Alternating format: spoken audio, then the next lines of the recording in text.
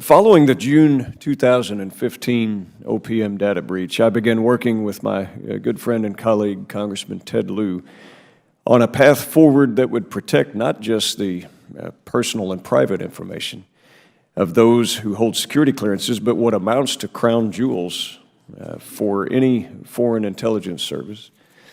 My concern deepened as we learned the full extent of the breach. All told, 18 million records were stolen in the breach, including data on military and intelligence personnel, placing Americans at great risk that has not abated. I also received a letter from my time in the service, being a former top-secret SCI clearance holder in the military, stating that my data had been compromised. For me and my friend Congressman Ted Lieu, who also received a letter, this is not some academic issue. It should also be noted that the DoD never lost security of such data when it was under their care. It was through pressure, largely from Congress, to save money, make an effort to eliminate a large backlog. Well, we eliminated the backlog by eliminating security.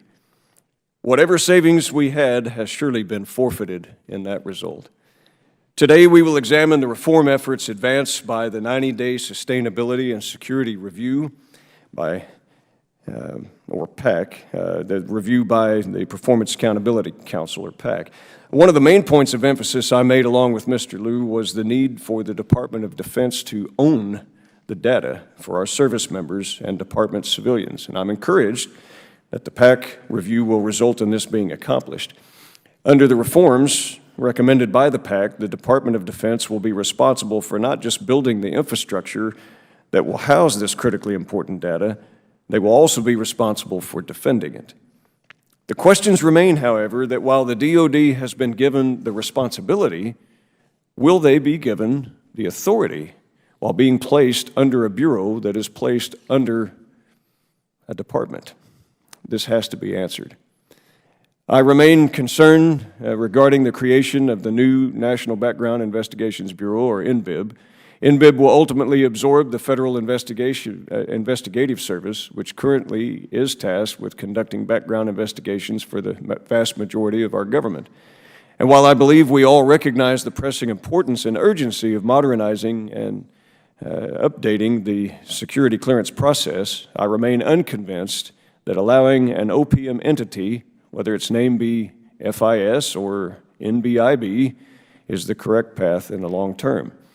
After all, the OPM allowed the worst breach of secure data in our nation's history. I hope that today's hearing will show why NBIB will be a new way forward rather than just a rebranding of FIS. I appreciate the willingness of Acting Director Colbert and other members of the PAC that they have shown in working with me and Congressman Lieu on this issue, and your willingness to give us complete access and answer our questions. My aim in this hearing, as I hope we will hear today with the Chairman's indulgence, is to ensure that the process forward for NBIB is the right path, and that we are not just putting a fresh coat of paint on a house with a bad foundation. A house that our enemies have broken into and stolen everything in it, I might add. I look forward to hearing from our panel of witnesses as we seek to understand the difference between NBIB and its predecessor, as well as the role of the Department of Defense in protecting this vital information. And Mr. Chairman, with that, I yield back. I thank